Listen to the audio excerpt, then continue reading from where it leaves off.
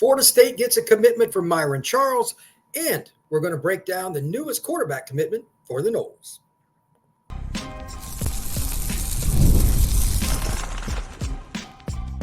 You are Locked On Seminoles, your daily podcast on the Florida State Seminoles.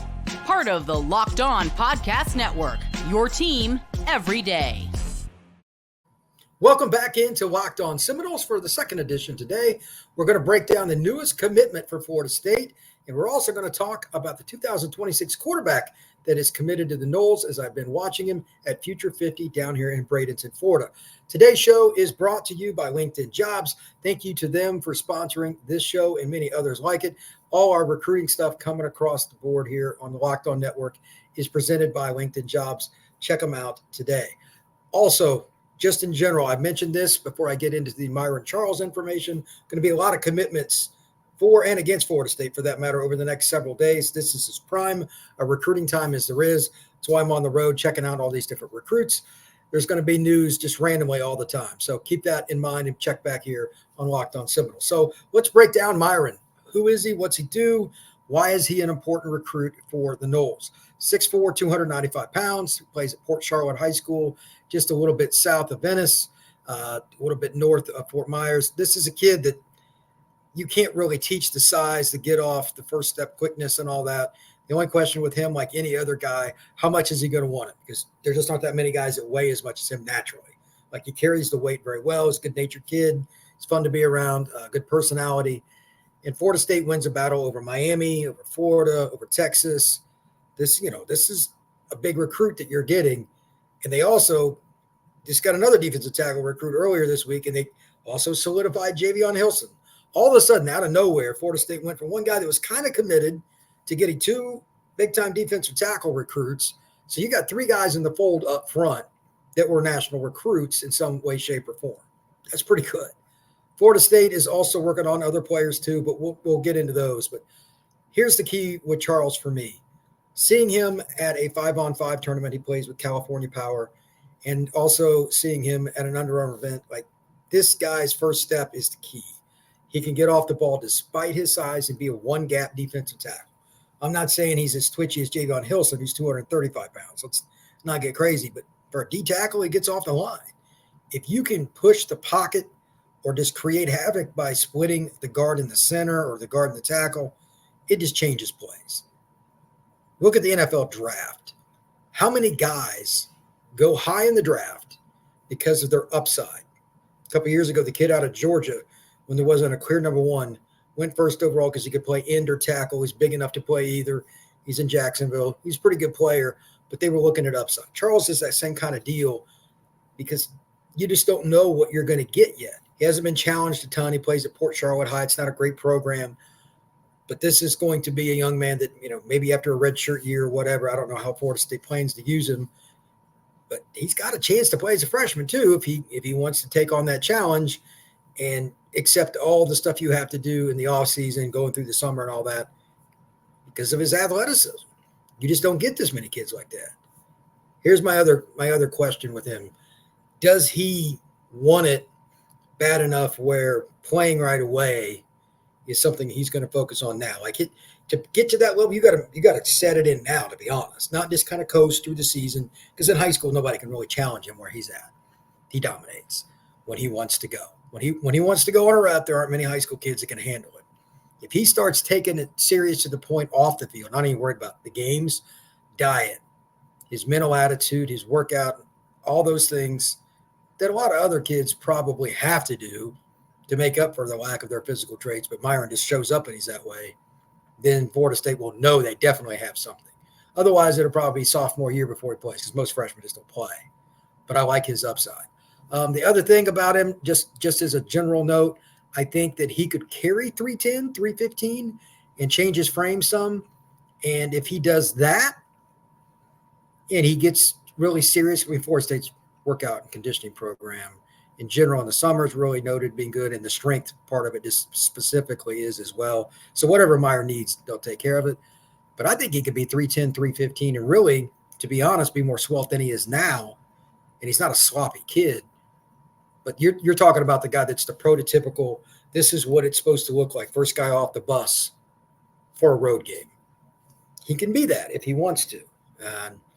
If you put him with Wayne, the kid they just got out of Greene County in Georgia earlier this week, not many teams have defensive tackles like that in any recruiting class, even Georgia like that. These are massive kids putting up front. It's going to be hard to run the ball in the Noles. I have complained forever on this podcast about Florida State struggling to get D tackles and D-line overall. Things have changed. Things have really, really changed. And hats off to the staff. Hey, man, they put in the time.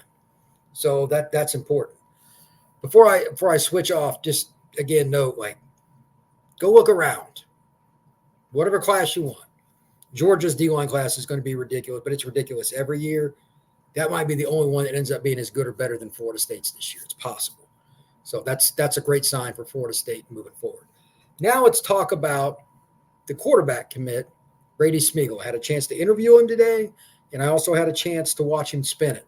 Learned a lot. Let's talk about the interview first, because honestly, it's more important, as crazy as that sounds, because of this piece of information. I did not know this. He brought it up during the interview. A bunch of us were interviewing him. He said that he had an injury, a high ankle sprain during the season. That is the worst. Most of us that have played basketball know what that's like. It doesn't matter if you're football, soccer, lacrosse, anything. You just can't plant and cut. Even for a pocket quarterback, that is horrific. It just hurts. He said he would literally not practice during the week for most of this. He had it early in the season. He would just go through walkthroughs. The backup would practice all week at his high school. And then Smigiel would go and try to play. He said, I just wasn't very mobile. I thought he was pretty basic in the pocket, but I had no idea. He was joking. He said, I would have tape basically from my knee all the way to my big toe to try to lock it in. And I'm like, that doesn't sound good. So he said he's gotten back into health again with the ankle, and it's changed his physique. He looks thinner because he is, he's in better shape. He's put in the time.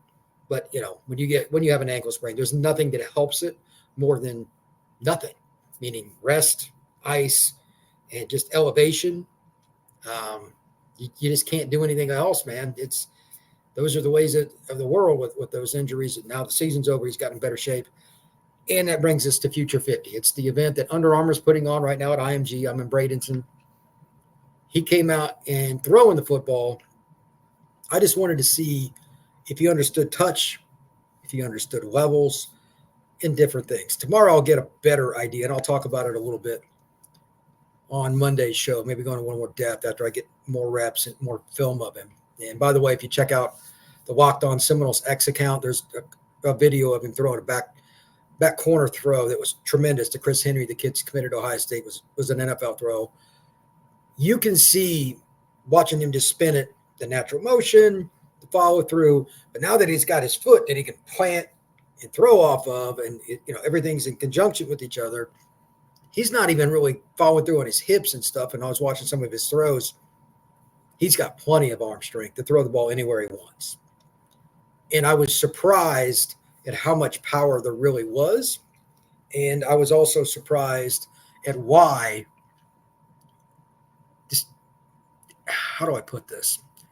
Why it was just effortless. I had no idea how much arm strength they had, but again, the ankle injury just made it different. He threw some last year where it was just all arm and it looked kind of awkward. Now I know, but there were a few throws today where he threw it down the field in the 7-on-7 stuff they were doing. And it was still pretty effortless. And he could throw like a level 2 ball, just a little bit of arc, get it over the safety. You had to get it in there.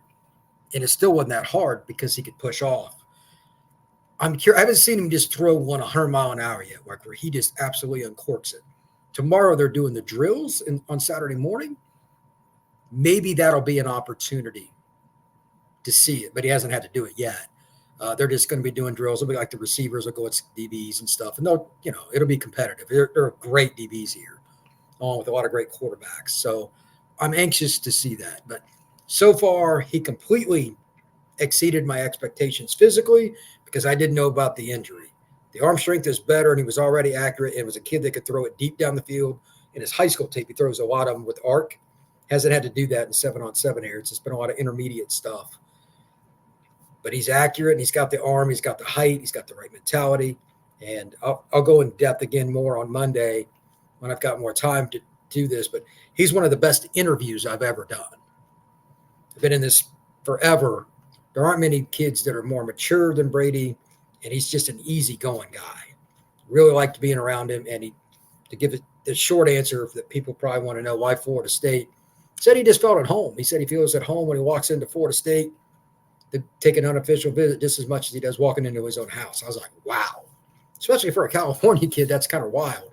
But he visited all over the country, Michigan, UCLA, Notre Dame, a whole bunch of different places. And he liked a lot of them, but he just said he felt most comfortable with Florida State.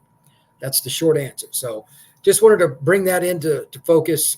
Florida State gets a really good quarterback for its future. He's already built a relationship with Tramel Jones and several other guys. He's planning to help recruit for Florida State and bring in other players. So, again, he is fully invested in being a Seminole, and he's looking forward to it. He's going to come back for a game or two, something like that this season, but it is a long way, obviously, from the state of California. So I'm not sure how quick that'll translate. He has to play his own games. We'll see, but at the same time, he wants to do it, and I believe him. His family was all invested, like sisters with their brother. Everybody was invested. They came on the visit with him, so this one's going to stick. Really like Florida State's future. Their quarterback room is looking really good. So with that, please hit that like button, hit that subscribe, and share this podcast. Comment if you have any questions or anything. I would be happy to answer them. Lastly, if you have anything else for a suggestion, whatever, please comment on that as well in regards to something you'd like to hear about with Florida State and the college football world. With that, everybody have a great night and take care.